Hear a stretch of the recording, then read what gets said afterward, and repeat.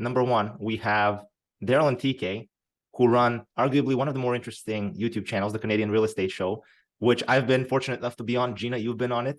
Yeah. So the way I thought about this is I wanted to do a reflection on 2022. And I thought about, okay, what can I do by myself? But I'm not bright enough to do a proper reflection. And then I thought to myself, TK and Darryl have interviewed so many bright people. There's some shows I watch, I take notes, like the one you had with Craig Ewans, the guys with the planning. And so I figured you two are the consolidation of all the important information in Toronto real estate. So if anybody knows anything, it's going to be you two. Okay. Then the other thing I thought is like, okay, on the flip side, Gina's perspective is very different. So this is why I think Gina's input here is going to be very interesting. She has endured this Twitter, I guess. I don't know what to call it, but like I've said it before, when I go on Twitter Spaces, I feel like I have PTSD. Like it's difficult for me to just come back to normality because it's super negative. Now, I think that's kind of like a shtick for some people. I don't think people actually think the world's coming to an end, but that's kind of the vibe I get. So it's important to have a balanced view. Plus, Gina gives us a female perspective, which I don't think we'll get that much, that much. So I'm going to give you, I want to start with basically, I want to hit like 8 topics. I just want to get your takes on it. So the first one is going to be an easy one. I want to start with pre-construction. Is pre-construction dead for the next 24 months or just in general? Good question. I don't think it's going to be dead. It's going to be different. It'll feel dead for a lot of platinum brokers, that's for sure. But it won't be dead. I mean, we still need that. It'll be way harder. I was actually just thinking about this. Like the performance that we used to get as investors for these condos. I mean, if it didn't include appreciation, it never worked out at all, right? And so no one was ever investing in that. Maybe it'll change, and maybe someone will figure out how to make it like a good investment now. But what has to happen for that? Like prices are going to have to come down considerably, right? Well, I mean, just because I just remember seeing, like, I've seen some of those pro formas and they used to put like 6 to 8% appreciation. And they were saying they were being conservative. Yeah. So it's like, TK, are you buying your next pre-con? What's happening? So I'm not sure if the question is, will the volume of pre-construction units be lower, or will pre-construction investment ideas be worthwhile? Because I can tell you right now, the last few years, pre-con has been a bad investment. And I'm not saying that like in hindsight, I'm saying that like the whole time I'm watching it and I'm like, this is insane. Some of the prices that people are paying for pre-construction, it doesn't make any sense. The likelihood of you cash flowing is zero. The only way you make money, like Darryl was saying, was for appreciation, which I don't know any real investor who would ever put that on his pro forma to decide on whether or not that was a good investment. I think that there will be units sold. I think that they do a fantastic market. You see my WhatsApp groups are lighting up right now with incentives and stuff like that for people to buy. So yeah, of course, people are always going to buy because there's always, the greater fool, right? Gina, what do you think? So I agree with TK.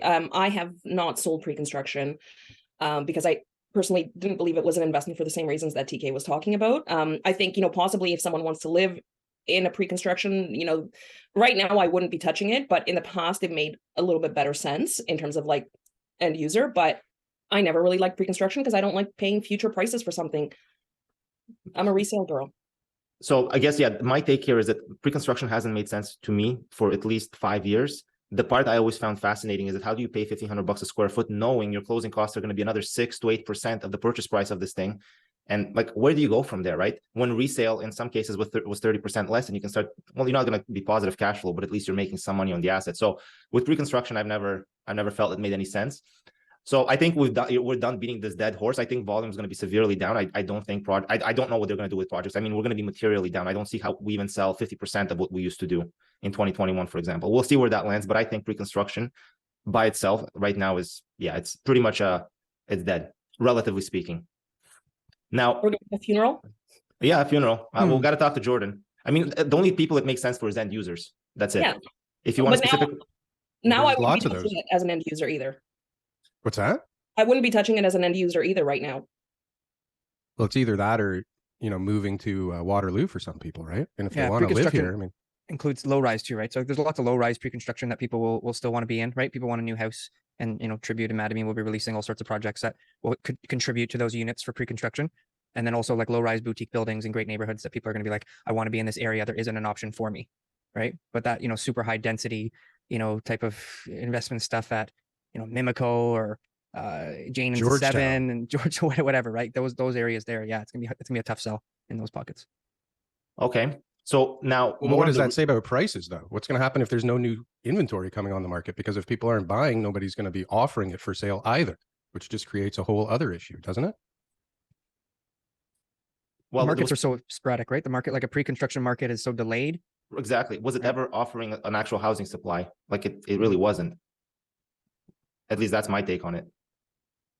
But maybe there's money that goes into that, right? There's money that people put into pre-construction that they normally would put somewhere else, right? And so where does that money go? Where does that flow to, right? If they're looking at those deals, or those deals don't exist. They're going to 5% GICs.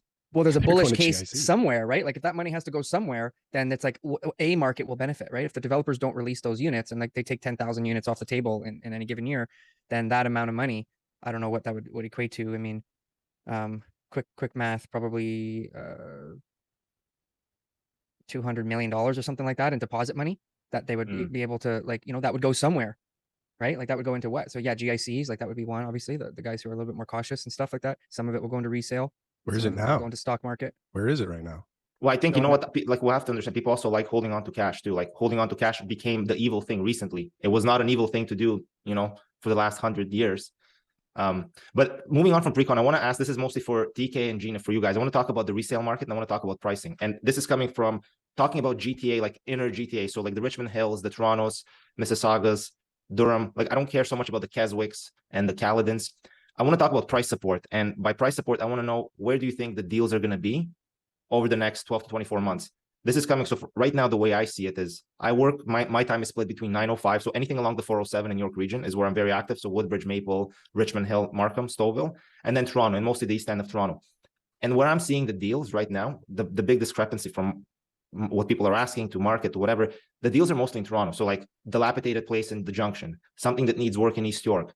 And I'm starting to kind of realize, I think this is like an asset class issue. So for example, if you have a new product that's fairly decent, like you have to move in, maybe you have to change the floors, paint some walls, it's holding value. And anything else that requires more than that, it's pretty much up for grabs. You can get a deal. And I want to get your thoughts in terms of, where do you see deals going? Because from an investor point of view, what are you going to do? What are you going to look for? Do you think the deals are going to be in Toronto or in the outer 905 or in both? Go ahead, Gina. So I see exactly what you're seeing as well, especially. So I work in 416 mainly, and especially in the east end of Toronto. So you and I have discussed some of the deals that have come up, and I do agree that it is the dilapidated houses for now. But I have a feeling that might change moving forward if things do change in the economy. So there will be other deals. TK, are you seeing deals, or how are you? Yeah, how I agree on everything you said. I think the biggest deals are the exactly what Greg Ewens was talking about on our show, right? So where can you build a garden suite? Where can you add more units? Finding places that need work. If we're talking just 416, then I would be looking in Scarborough, right? And finding a place where somebody's selling that, is a total, like, original 70s or 80s, or, maybe sooner, earlier or later than that. And trying to find, like, bigger lots, stuff like that. You can create more units. That's going to be something that people just don't understand at this point. They don't really know what's going on. They don't have all the facts. But if it's in the 416, it's with certainty that either the province or the municipality is going to allow for it. So that's why I would focus on that right now. But based on the podcast that we had, if anyone's listening, you can go check it out and hear from somebody who actually knows what they're talking about. The province most likely will be able to have this framework in place for everyone to add up to 3 units per lot in the 905s too. So you could also be looking in York region, Durham region, those other areas too, like just outside the GTA. Darryl, are you seeing any deals from your end? How do you feel about deals specifically? Where do you see deals happening in 2023? I personally haven't seen any deals. I just see people willing to play with the terms a lot. So if you're able to hit the right deal and be super creative with the terms, some things might pencil out right now. But I'll be honest with you. I think I'm in the middle of kind of rethinking my whole strategy, because it's really hard to get a development site to pencil out with 12-14% money right now. Right. Yeah. And the values are going down on the land while interest rates are going up, and uncertainty is getting higher, I think, right now, isn't it? Yeah. So I mean, I don't know where the deals are actually happening in development. I haven't heard of any like great deals out there personally, but I mean, I'm sure people are working on some doozies right now. They have to be happening. I mean, some people have to be in trouble or trying to get ahead of the trouble, right? Yeah. So yeah, You know what I find really interesting? Like, you know, the deals are in the dilapidated houses. And what I'm finding, and again, I work with end users. A lot of, I don't know if TK, I know Darryl's in a different space, but I find that, you know, the end user is not willing to take on, you know, something that needs work. And unfortunately, that's where the deals are. And that's where you could add value as a buyer, right? So it's hard because everybody's sort of used to having this perfect little home that looks like it's from Pinterest. So. And construction costs are coming down. Yeah. Oh yeah. Like it's definitely going to get cheaper as time goes on. So oh yeah, we're pricing. Yeah, we're pricing a few things right now, and I said to my wife yesterday, I said we should really wait a few months because I got a feeling that prices are going to come down significantly. That's what Oh, did she freeze? Suspenseful. Oh, I think she's back. You Okay. froze. What'd you say? She said it. So yeah, I think that's something, Gina, you're absolutely right, is for end users, don't buy the house that's got the, you know, white oak floors and the, you know, black doorknobs and the you know, all the things that people are doing today, right? The gold handles in the kitchen. Like, get it done yourself, you know, and you're going to save a bundle because those are still selling for a premium. They're very attractive homes and people want those. They don't want to do the work. And, so I'm seeing for the two deals I saw that I thought they were fantastic deals. And had I been in the market myself as an end user, they were so good. One was a semi in the junction for, I think, 630 grand. It sold. Mind you, the place was like, the roof was leaking. It was a mess, but it's fixable. It's salvageable. Like, it's like, it's not like it's the end of the world. And one I saw that was really good. This was about a month ago. And this is the one Gina showed me. She tipped me off to it. I went and saw it for an investor client. It was walking distance to Woodbine Station, detached, 1,800 square feet. With the basement was 2,700 square feet of a floor plate. It sold for 820 grand. 820 grand. Like, stuff like that finished is what, 1.15 in the area? 1.5 to 1.6. Yeah, no, like there are deals. It's just, it's hard to get an end user to sort of see that. So, and in terms of like, if it's someone who's going to be flipping it or selling it in the future, it's a little bit risky. So they're not buying, right? I don't know when people were buying for that. Like, it's been crazy for a while, the margins on flipping something or building something from new. It's been like, in East York, it was happening up until, like, you know, I would say March, April, people were still buying. Oh, it was still happening. I just don't know how they made sense of it while they were doing it. It never, people, like I've said this before, when my brother-in-law used to do toppers in East York, I think the last one was in 2014. And that's when we realized that everybody was copying the other guy, thinking that the other guy made money, but nobody talked to each other. So it's like, he's staring down the house, so I'm going to do it. And it started, and then I had like 3 or 4 friends and their family started doing it as a side thing. And some of them didn't make money. I mean, I think, I don't know who I was speaking to. The market made the money, if anything. The market made the money, but right? Imagine tying up $1 million between construction loans, financing, and everything else to make maybe 50 to 80 grand after all said and done. Like, who does this? It makes... Your performa doesn't say 50 grand though when you're doing it. You're making it make sense, right? Like, you're hitting it big time on this thing, right? The other factor is this anti-flipping tax, right? So when guys were buying, like, I remember a year ago when I was selling houses that were like in need of work, I was getting a ton of activity. And November, December, January. And then when January things got crazy, all the flippers kind of left the market. They were all like, oh, you can't make money. And I remember like a very clear distinction of all the agents I'm talking to, people who were saying, my guy's a flipper and he's going to make money. He just did one here. Those guys all of a sudden left. But there was a few who trickled around in 2022. Now they're all gone. Yeah. There's no flippers left. So if you're going to buy a house, it means not only are all the end users, they don't want to buy those fixer-uppers, but you're not competing with any investors either. Yeah. Like, it's like compounded, right? So that's why that number you gave there near Woodbine Station, you know, like, when would you ever have a spread like that in any other market? I think that is the deal right now, if there is one, is the fixer-uppers. And if you can compound that with a lot size that will allow for an additional unit in the back, laneway suite, a layout, a floor plan that will allow you to create, 2 or 3 units inside the home. That's a deal. That's what I would call a deal. My neighbor during COVID, I think, flipped 4 or 5 properties. And this guy had never flipped anything in his life. Okay. He walked away like a bandit. But the thing is, with him, he's like, listen, I don't know what I'm doing. I'm going to try it out. He started in Hamilton. I think he did 2 or 3 in Hamilton. He did some in Durham. But with him, he was always straight up about it. He's like an IT guy, tech guy. He makes good money, so he can leverage a lot because of his income. And in the end, it came down to sentiment. The second he felt a little bit spooked from the market, immediately just all like he has one property left in Oshawa that he's trying to unload now, but his cost base, I think he got it for 400 and something. He's gonna get over 6 for it. But he got scared around March. He was selling another one in Bowmanville, which again he bought. March is when he got scared. Well, yeah, March. And you know what? He got the money, but he was already, he was a little bit iffy. He wasn't sure. And but yeah, like 4 or 5 properties over COVID. But the second sentiment changes, these people are out. And he's a competitive guy, right? Because he's coming in with money. He has good down payment. He doesn't care. He's just looking at numbers. It worked out for him. But yeah, those were like some of the ones in Hamilton were like 2 to 3 month holds, and then just floors, paint, put a separate entrance, gone on to the next. So yeah, those guys are gone. So it frees up a lot of inventory for people willing. My next question for all of you is power of sales. Now, I don't know how familiar you guys are with power of sales or going through with one. I've always been of the opinion that in a regular market or in an up market, especially, a power of sale actually works as a marketing technique because it attracts more people than anything, because everybody thinks they're going to get a deal and there's actually no deal to be had. So it never worked in an up market. Now, however, it's actually, I feel it's a little bit different. If it's a power of sale by a bank, like an A lender, I don't know if there's going to be a deal. But if it's by maybe a private mortgage or a hard lender, I think it's a little bit different. And these are sitting on the market. I posted one recently. I think there's 32 power of sales right now. So the number is immaterial, but they're starting to climb up. So I want to get your take on power of sales and for 2023 in a down market. There's more right now in the market than there ever has been, like in the last 2-3 years, I should say. I've saved people, I'm going to put quotation marks on that, from power of sale proceedings 3 times in the last 8 months, 6 months maybe, right? Where people were going power of sale and they had everything, judgments and everything like that were already commenced. All hard money lenders.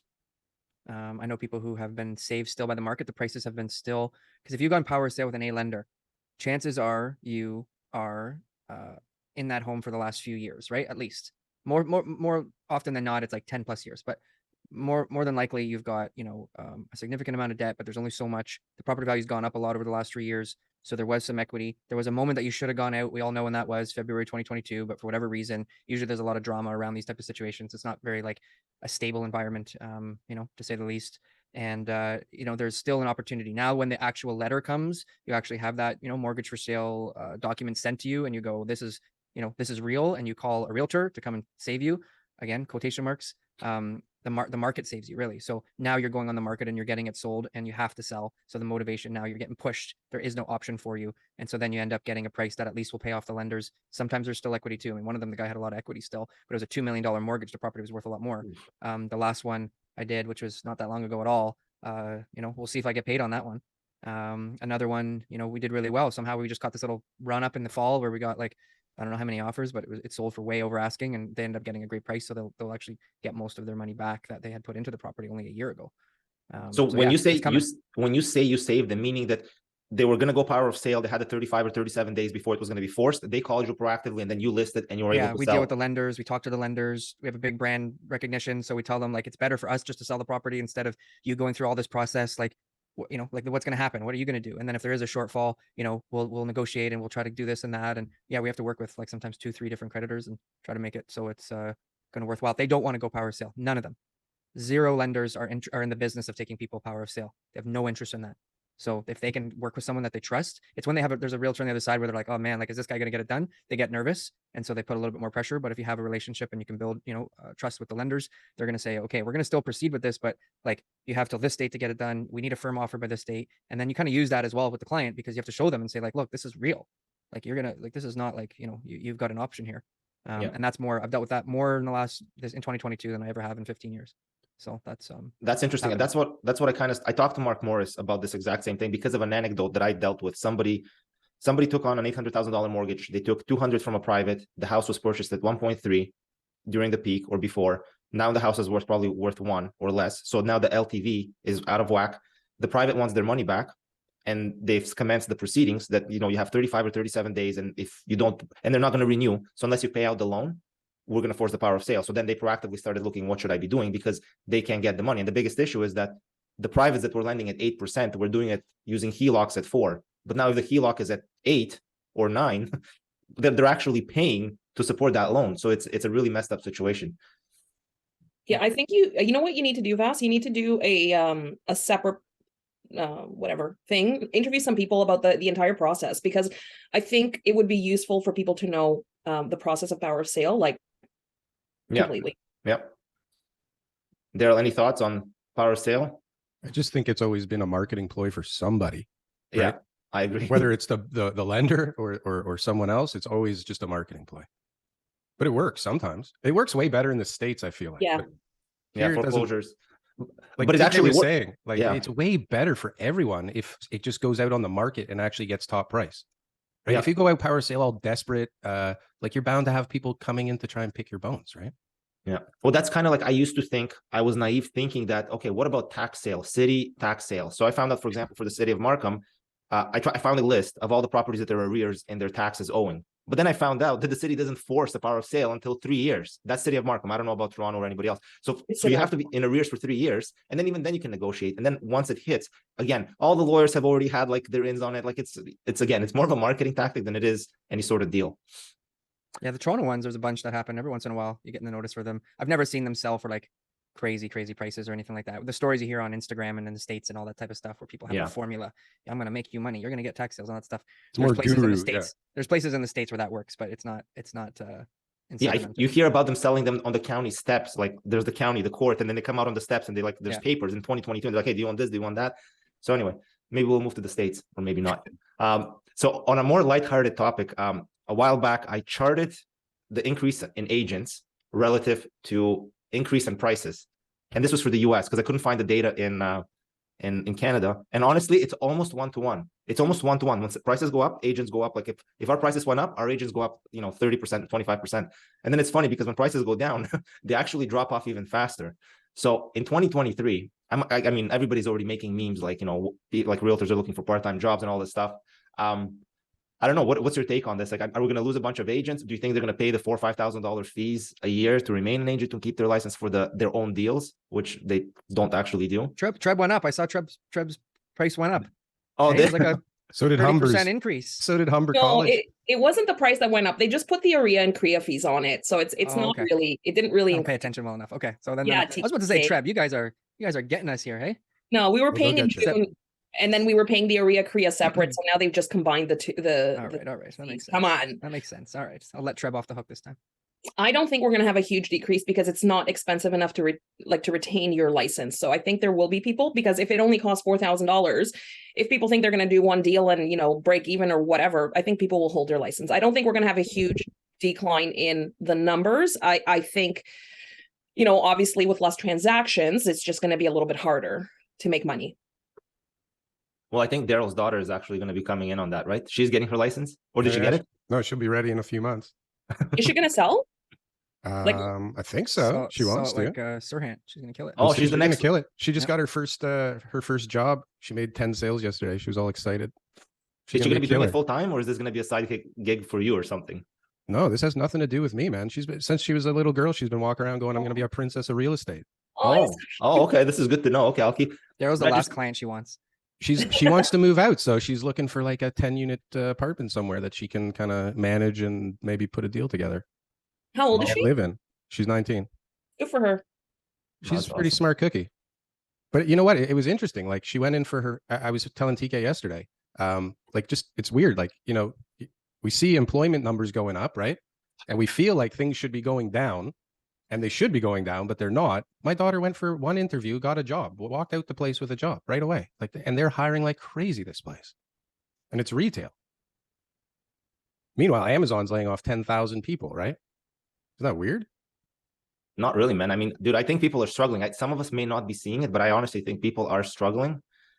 But as far as the jobs, I don't have a good enough grasp in terms of what's happening. You see the malls, they're busy, retail is busy. So I'm assuming they're going to have a lot of people demand for that. But for Amazon, I mean, they spiked so much during COVID that I think even with the layoffs, it's like a net positive in addition of employees. So if you added 100,000 during COVID and then you got rid of 10, you're still outpaced and outgrew than what you were originally doing prior to COVID. But anyway, that's my layman take. I don't know enough about it. Everybody wants to just wipe out the last couple of years off the face of the earth, but they kind of happened and we have to unravel it, right? So, I mean, it all has repercussions, right? Like there's always a cause and effect. So 10,000 people losing their jobs from Amazon will have a huge effect. And that's just the tip of the iceberg, right? Like we're going into the busiest retail season of all time. And people are like surprised that the market added 10,000 jobs. Like normally the market's adding how many thousands of jobs right now? So then that begs the question, what jobs are these real estate agents going to get? Where are they going to work? Yeah, like what's going to happen? That's what was the name question. of the? Yeah, no, but construction. Work at the place that Daryl's daughter's working at. They're giving out jobs. That's it. That's it. Right? That's the only place. Yeah. Oh, I think I think the question just about like real estate agents and stuff like that, like it's super hard to predict, like it's just not something that I can say with certainty, like there's going to be less realtors and all that kind of stuff. And I think like for me, in my own personal life and my business and everything like that, like it's not something you can focus on, right? How many agents are in my area? How many agents do my clients know? How many agents are in the Toronto Real Estate Board? All those type of things. Like we came up when we had Gina on the show, we came up with all sorts of great answers and different things to make sense of the industry itself. But really at the end of the day, you just got to focus on yourself. And if you're getting your license and you're new, or you're in the business and you really want to be here, and you don't want to, get another job and work at, Harvey's or something like that, right? You are going to be successful because you put your best efforts forward, and if you continue with your brand and you stick it out and you make it through 2023, which is going to be a tough time for transactions volume, right? Just because of interest rates and where prices are. one has to change in order for the volume to go back up to where it was, right? One has to change significantly. I don't know if it matters how many agents there actually are. Somebody should track how many active agents there actually are. Because like Gina's saying, it costs a few $1,000 to keep it alive. I mean, for some people, it might be worth it to hang on to for a couple extra years. And that's a good point there. I'm doing a deal with a guy right now who is works for a company with a salary that has real estate, involvement, with different projects that they have. So he's got a license because, like, doesn't trade, doesn't have, doesn't make any sales, doesn't want to have any sales, has no involvement. He's a salaried employee of a separate company, T4 income, but he carries a license. So it's like, there are people like that. So yeah, I mean, the numbers that we have were, I don't know how old they are now, but 51.3% of agents sell one house or less. So that's the stat. I think it's about 36% are at about zero.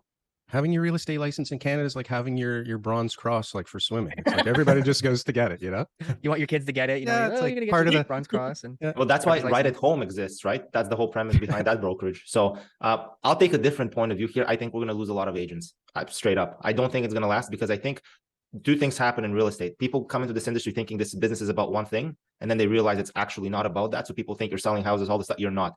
Real estate is strictly about marketing and prospecting. Like, fuck, it's 80% follow-up and talking to people. That is the job, not knowing about real estate, like just being realistic, right? And I was misinformed. I thought it was more about the real estate, the knowledge. You have to have the knowledge, but that's just the starting point. Literally, the entire thing is about leads and marketing. If you can't figure that out, or if you can't crack that nut, and if you're not willing to put yourself out there, forget it. You have no chance.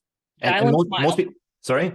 Dial and smile. Yeah, dial and smile. Otherwise it's not happening. Or unless you're working on a team or you have a way to get leads. Otherwise, there's just no way it's going to happen. But yeah, I think we're going to lose some agents, but we'll see. I'm wrong quite a lot. So two more things I want to talk about. Technology, though, is going to knock a bunch of agents out of the market too, isn't it?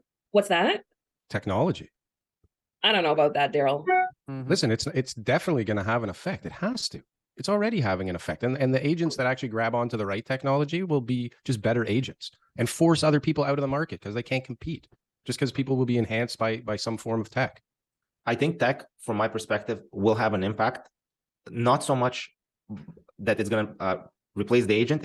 I think tech, the first thing it's going to do is pressure commissions. I think because of that, just because you're going to be able to not do as much work.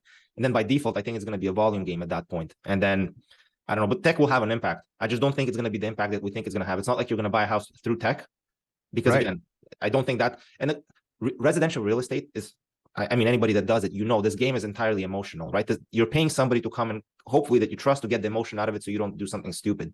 You can be the smartest person in the room, but again, it's emotion. So I don't know how tech takes care of that, but tech will change things for sure.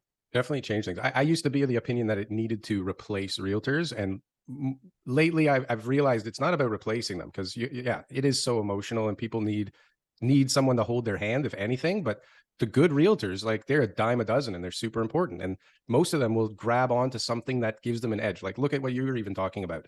Everybody's looking for an edge right now, whether it's taxes, whether it's mortgages, like whatever it is. I mean, everybody's always been looking for an edge, but now more than ever, people need an edge to rise to the top because the volume's gone.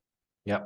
100%. No, tech will for sure. It has to enhance, though, not replace. The way tech would lower the amount of real estate agents is kind of what a combination of what Vaz was saying is. It'll help lower commissions because it'll leverage realtors' time. So they'll be able one agent or one team can do more volume, right? So therefore, more business will be in the hands of an individual or a team, which means that there'll be less business for other people. So there'll be less need for as many realtors.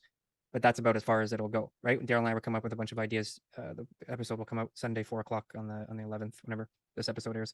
We talked about different things with what's that called, Darryl?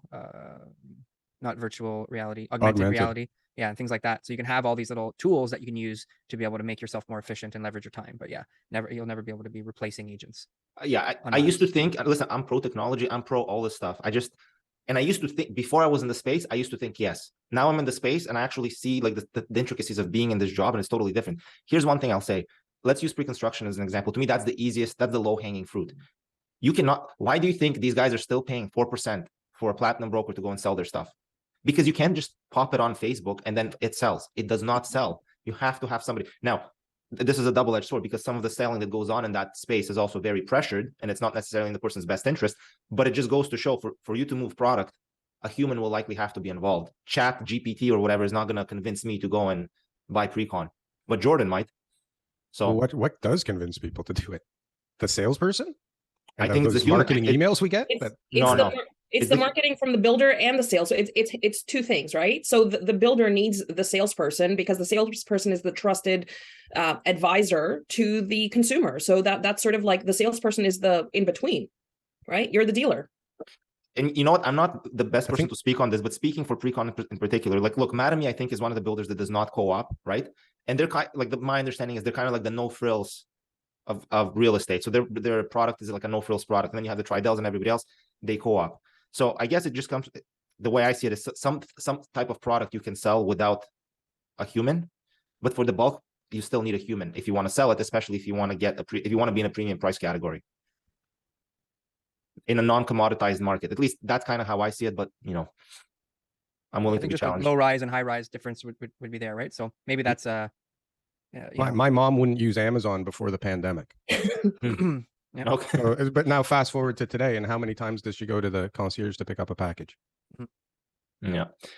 Okay. So moving on, my favorite tweet that I saw this year, I think, is by our friend Steve Saretsky.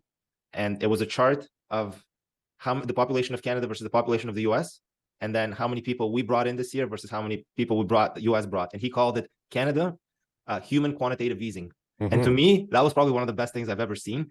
So my question is, again, not to deep dive this, I don't see how bringing immigrants, I don't buy the argument that immigration will keep prices up.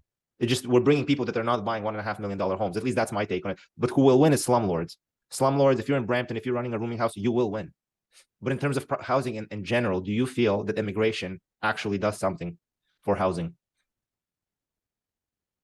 Does it help with the economy, driving up GDP, creating, bodies to be able to warehouse in housing? Of course. Is it 100% going to lead to price increases? No, right? There's too many other factors involved, right? And I think RBC did a great report maybe a year or two ago now, right? Where they looked at over the last 40 years or something like that. And they kind of showed what immigration levels were and how prices were. And like, it was clear that there was no correlation. Like, it was very clear that, just because immigration went up didn't mean that house prices did too. So I think there's a lot more to it than that. But for sure, like, if we have this more people coming in now, Darryl and I talked about this recently, was the permanent residents, they're increasing the permanent residency numbers up. These people are already here.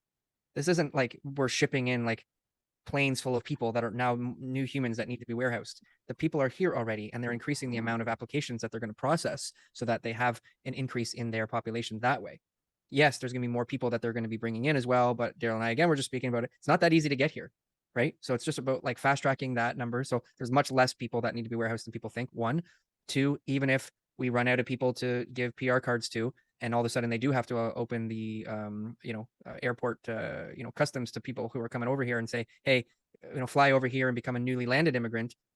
Still, the data supports that that's not going to lead to higher price increases. There's so many other factors that are going to be involved. What's the unemployment rate? Where are interest rates at? What's the level of supply? Like, how's the economy doing overall? There's a lot of factors that'll come into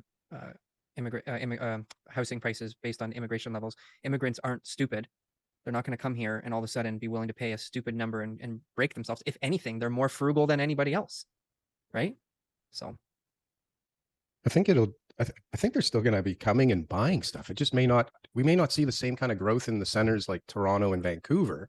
And we may not see the crazy increases in values like we saw in Bancroft or Durham.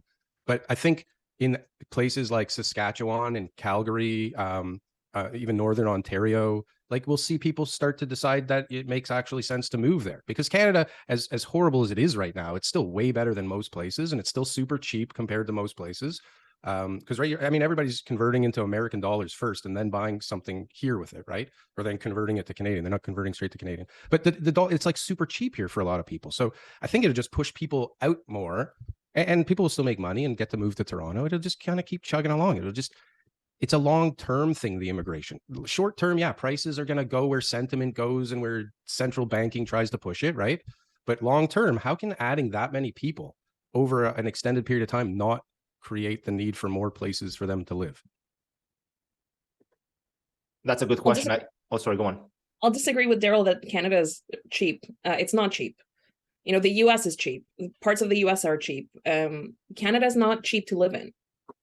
Well, compared to like London or Paris or, you know, places in Germany, Tokyo, like compared to places that people are choosing between to move, like if you're okay with Canada and you're okay buying something for 300,000, 400,000, 500,000, then it's not so expensive either. I mean, you just have to not want to have the city life. You have to be okay going to Saskatchewan, Northern Ontario, Calgary, right? You have to want a different kind of life. We'll get a bunch of like Siberian immigrants coming here and send them to our coldest cities. That's the issue, right? Is who are the highest numbers of people, right? I mean, you got a lot of like Southeast Asian and different warmer climate countries where they're like, I'm going to Toronto, I'm going to Vancouver. Maybe I'll go to Montreal, but I'll probably stay there for a couple of years and then move to Toronto. You know, like that's pretty much the flow of traffic, right? So I think Canadians might intermigrate and go to these places. But when my parents immigrated to Canada in '96, one thing I learned, and the reason why I think immigration might have an impact still on the GTA long term, is because no matter what, Toronto can be expensive. They're not going to go to Saskatchewan. They're not going to go to Manitoba, especially if you're a visible minority, because I'm not a visible minority, but still it's very difficult when you don't have a network or support network or your own culture anywhere around you. And these are the only people that can support you. So as far as I'm concerned, you can bring all the immigrants. They're still going to come to the Golden Horseshoe and they're going to stay here just for that alone. Otherwise, I mean, what are you going to do in Regina? Like, I mean, like, and you don't speak the language. And, you know, I don't know how backwards things are there. I don't know how progressive they are. So these things matter to people, a visible minority. So I think it will impact us. But again, the real winners, in my opinion, are going to be the slumlords, whoever's running rooming houses.